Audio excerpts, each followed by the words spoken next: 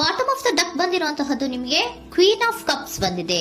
ನಿಮ್ಮ ಲವ್ ಲೈಫಿನ ವಿಚಾರವಾಗಿ ಬಹಳ ಕೇರಿಂಗ್ ಅನ್ನ ಮಾಡ್ತಾ ಇರುವಂತಹದ್ದು, ಅದ್ರ ಬಗ್ಗೆನೇ ನೀವು ಯೋಚನೆಯನ್ನ ಮಾಡ್ತಾ ಇರುವಂತಹದ್ದು, ಒಂದು ಸ್ಟೇಬಲ್ ರಿಲೇಶನ್ಶಿಪ್ ಅನ್ನ ಉಳಿಸ್ಕೋಬೇಕು ಅನ್ನುವಂತಹ ಆಲೋಚನೆಯನ್ನ ಮಾಡ್ತಾ ಇರುವಂತಹದ್ದು ರೆಪ್ರೆಸೆಂಟ್ ಆಗ್ತಾ ಇದೆ. ಪಾಸ್ಟಿನ ಬಗ್ಗೆ ಹೇಳೋದಾದ್ರೆ ಎಲ್ಲವೂ ಚೆನ್ನಾಗಿಯೇ ಇತ್ತು. ಫುಲ್ ಕಾರ್ಡ್ ರೆಪ್ರೆಸೆಂಟ್ ಆಗ್ತಾ ಇದೆ ಅಂದ್ರೆ ಜಾಯ್ಫುಲ್ ಆಗಿತ್ತು, ಚೆನ್ನಾಗೇ ಮಾತಾಡ್ತಾ ಇದ್ರಿ, ಖುಷಿಯಾಗಿದ್ರಿ, ಖುಷಿಯಾಗಿ ಓಡಾಡೋದು ಎಲ್ಲವನ್ನೂ ಕೂಡ ನೀವು ಮಾಡಿರುವಂತಹದ್ದು ರೆಪ್ರೆಸೆಂಟ್ ಆಗ್ತಾ ಇದೆ. ಆದ್ರೆ ನೀವು ಯಾವಾಗ ಸೀರಿಯಸ್ ಆಗಿ ಕಮಿಟ್ಮೆಂಟ್ ಅನ್ನ ಕೇಳೋದಕ್ಕೆ ಶುರು ಮಾಡ್ತಿರೋ, ಅಥವಾ ನೀವ್ ಯಾವಾಗ ಸ್ವಲ್ಪ ಚೇಂಜಸ್ ಗಳನ್ನ ಮಾಡ್ಕೋ ಅಂತ ಹೇಳೋದಕ್ಕೆ ಶುರು ಮಾಡ್ತಿರೋ, ಅಥವಾ ನೀವು ಸ್ಪಷ್ಟವಾಗಿ ನಿಮ್ಮ ಲವ್ ಲೈಫಿನ ವಿಚಾರವಾಗಿ ಹೀಗೆ ಇರಬೇಕು ಅಂತ ಯಾವಾಗ ಒಂದು ಗಡಿಗಳನ್ನ ಹಾಕೋಕೆ ಶುರು ಮಾಡ್ತಿರೋ, ಆಗ ನಿಮ್ಮ ಲವ್ ಲೈಫಿನ ವಿಚಾರದಲ್ಲಿ ಫೀಲಿಂಗ್ಗಳು ಲೆಫ್ಟ್ ಔಟ್ ಆಗುವಂತ ಸಾಧ್ಯತೆಗಳು ಇದ್ದಿರುವಂತಹದ್ದು ನಿಮ್ಮ ಪಾಸ್ಟಿನಲ್ಲಿ ರೆಪ್ರೆಸೆಂಟ್ ಆಗ್ತದೆ. ನೀವೇನಾದ್ರೂ ಹಾಗಿರ್ಬೇಕು ಹೀಗಿರ್ಬೇಕು ಅಂತ ಏನಾದ್ರೂ ನೀವು ಅವ್ರಿಗೆ ಹೇಳಿದ್ರೆ ಅವರು ನಿಮ್ಮಿಂದ ಸ್ವಲ್ಪ ಸ್ವಲ್ಪ ದೂರ ಹೋಗಿರುವಂತಹದ್ದು ರೆಪ್ರೆಸೆಂಟ್ ಆಗ್ತಾ ಇದೆ. ಯಾಕಂದ್ರೆ ನೀವು ಖುಷಿಯಾಗಿರ್ಬೇಕು, ಸಂತೋಷ ಆಗಿರ್ಬೇಕು ಅಷ್ಟನ್ನ ಮಾತ್ರನೇ ಅವರು ಎಕ್ಸ್ಪೆಕ್ಟ್ ಅನ್ನ ಮಾಡುವಂತಹದ್ದು. ಈಗ ಸದ್ಯದ ಮಟ್ಟಿಗೆ ಅವರು ನಿಮ್ಗೆ ಯಾವುದೇ ರೀತಿಯ ಸೀರಿಯಸ್ ಕಮಿಟ್ಮೆಂಟ್ಗೆ ಒಳಗಾಗುವಂತ ಸಾಧ್ಯತೆಗಳು ಯಾವುದು ಇದ್ದಿರೋ ಮಟ್ಟಿಗೆ ನಿಮ್ಮ ಪಾಸ್ಟ್ ನಲ್ಲಿ ರೆಪ್ರೆಸೆಂಟ್ ಆಗ್ತಾ ಇಲ್ಲ. ಈ ಪರ್ಸನ್ ಏನು ಈ 4 ಕಾರ್ಡ್ ಬಂದಿದೆಯೋ, ಈ ಪರ್ಸನ್ ಸೀರಿಯಸ್ ಕಮಿಟ್ಮೆಂಟ್ ಗೆ ಸಿಗುವಂತಹ ಸಾಧ್ಯತೆಗಳು ಇದ್ದಿರೋ ಮಟ್ಟಿಗೆ ನಿಮ್ಮ ಪಾಸ್ಟ್ ನಲ್ಲಿ ಕಾಣಿಸ್ತಾ ಇಲ್ಲ. ಆಗ ಅವರಿಗೆ ಫೀಲಿಂಗ್ ಲೆಫ್ಟ್ ಔಟ್ ಆಗಿರುವಂತಹದ್ದು, ಅವರು ಸ್ವಲ್ಪ ಸ್ವಲ್ಪ ಚೇಂಜ್ ಆಗಿ ನಿಮ್ಮಿಂದ ದೂರ ಹೋಗಿರುವಂತಹದ್ದು ಈ ಕಾರ್ಡಿನಲ್ಲಿ ರೆಪ್ರೆಸೆಂಟ್ ಆಗ್ತಾ ಇದೆ. ಅಟ್ ದ ಪ್ರೆಸೆಂಟ್ ನಲ್ಲಿ ನಿಮಗೆ ಬಂದಿರುವಂತಹ ಕಾರ್ಡ್ ಏನು, ವೀಲ್ ಆಫ್ ಫಾರ್ಚೂನ್.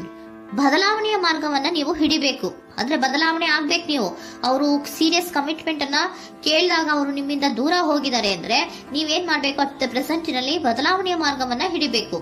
ಬದಲಾವಣೆಯ ಮಾರ್ಗವನ್ನ ಮಾಡ್ಕೊಳಕ್ಕೆ ಹೋಗ್ತೀರಾ, ಆದ್ರೆ ನಿಮ್ ಕೈಲಿ ಆಗ್ತಾ ಇಲ್ಲ. ಯಾಕಂದ್ರೆ ವೀಲ್ ಆಫ್ ಫಾರ್ಚೂನಿನ ಕ್ಲಾರಿಫಿಕೇಶನ್ ಕಾರ್ಡ್ ಬಂದಿರುವಂತಹದ್ದು ಯಾವುದು, ಡೆವಿಲ್ ಕಾರ್ಡ್ ರೆಪ್ರೆಸೆಂಟ್ ಆಗ್ತಾ ಇದೆ. ಡೆವಿಲ್ ಕಾರ್ಡ್ ಏನನ್ನ ರೆಪ್ರೆಸೆಂಟ್ ಮಾಡುತ್ತೆ, ಅಡಿಕ್ಷನ್ ಅನ್ನ ರೆಪ್ರೆಸೆಂಟ್ ಮಾಡುತ್ತೆ. ಯಾವಾಗ್ಲೂ ಅವರ ಬಗ್ಗೆನೇ ಯೋಚನೆ ಮಾಡ್ತಾ ಇರೋದು, ಅದ್ರ ಬಗ್ಗೆನೇ ಥಿಂಕ್ ಮಾಡ್ತಾ ಇರೋದು.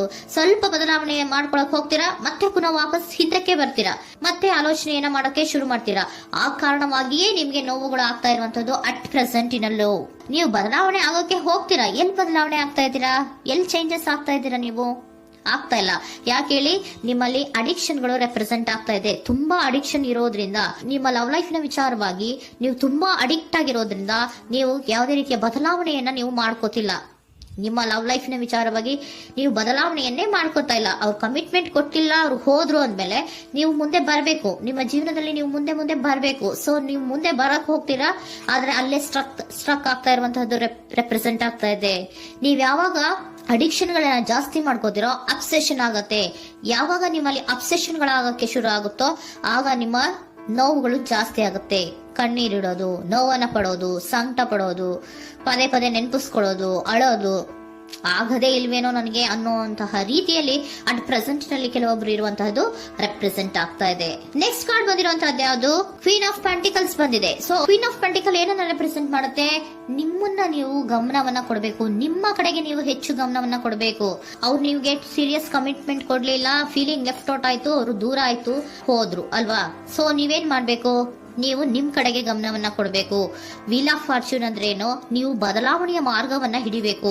ಬದಲಾವಣೆಯ ಮಾರ್ಗವನ್ನ ಮಾಡ್ಕೊಳ್ಳೋದಕ್ಕೆ ಹೋದ್ರೂ ಕೂಡ ಮತ್ತೆ ವಾಪಸ್ ಹಿಂದೆ ಬರೋದು, ಮತ್ತೆ ಅಡಿಕ್ಷನ್ ಆಗೋದು, ಮತ್ತೆ ನೆನಪಿಸ್ಕೊಳ್ಳುವಂತಹದ್ದು, ಮತ್ತೆ ನೋವನ್ನ ಪಡುವಂತಹದ್ದು ನಿಮ್ಮಲ್ಲಿ ರೆಪ್ರೆಸೆಂಟ್ ಆಗ್ತಾ ಇದೆ. ನೀವು ಈ ಅಡಿಕ್ಷನ್ ಗಳಿಂದ ನೀವು ಆಚೆ ಬರಬೇಕು ಅಂದ್ರೆ ನಿಮ್ಮನ್ನ ನೀವು ಬ್ಯುಸಿಯಾಗಿ ಇಟ್ಕೋಬೇಕು. ಟೈಮ್ ಇದ್ರೂ ಕೂಡ ಮತ್ತೆ ಪುನಃ ಹಿಂದೆ ಬಂದು ನೀವು ಆಲೋಚನೆ ಮಾಡುವಂತಹ ಸಾಧ್ಯತೆಗಳು ಇದೆ. ಅದಕ್ಕೆ ನೀವು ಅಟ್ ಪ್ರೆಸೆಂಟ್ ನಲ್ಲಿ ನೀವು ಆ ಫೀಲಿಂಗ್ ಇಂದ, ಈ ನೋವಿನಿಂದ ನೀವು ಆಚೆ ಬರ್ಬೇಕಂದ್ರೆ ನೀವೇನ್ ಮಾಡ್ಬೇಕು, ಸ್ವಲ್ಪ ಏನಾದ್ರೂ ಬ್ಯುಸಿ ಆಗ್ಬೇಕು, ಕೆಲಸಗಳನ್ನ ಮಾಡೋದಕ್ಕೆ ಶುರು ಮಾಡ್ಬೇಕು.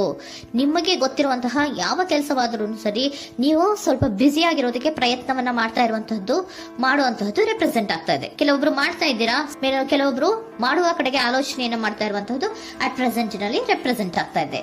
ಇಮಿಡಿಯೇಟ್ ಫ್ಯೂಚರ್ ನಲ್ಲಿ ಏನ್ ರೆಪ್ರೆಸೆಂಟ್ ಆಗ್ತಾ ಇದೆ, ನೈಟ್ ಆಫ್ ಸೋರ್ಟ್ಸ್ ರೆಪ್ರೆಸೆಂಟ್ ಆಗ್ತಾ ಇದೆ.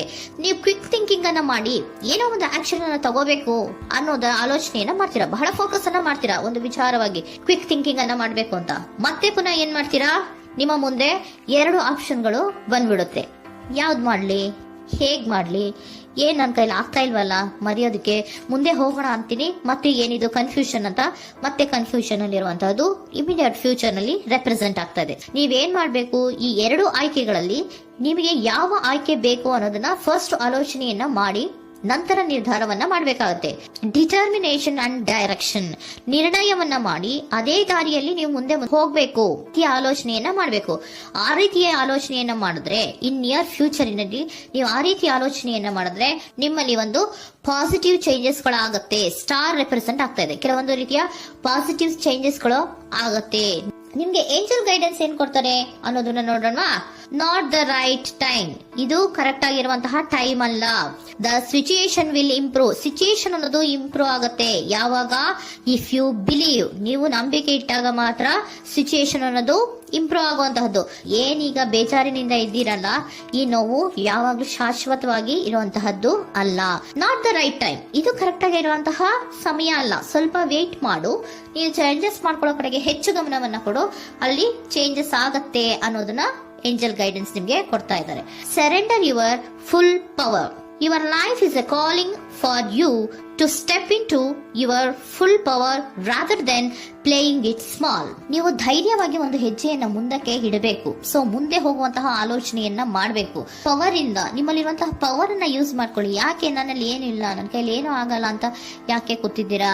ನೀವು ಏನ್ ಮಾಡ್ಬೇಕು, ಬಹಳ ಧೈರ್ಯದಿಂದ ಮುಂದಕ್ಕೆ ಹೋಗಿ ಅನ್ನೋದನ್ನ ನಿಮ್ಗೆ ಸರೆಂಡರ್ ಕಾರ್ಡ್ಗಳು ಕೂಡ ಹೇಳ್ತಾ ಇದ್ದಾರೆ.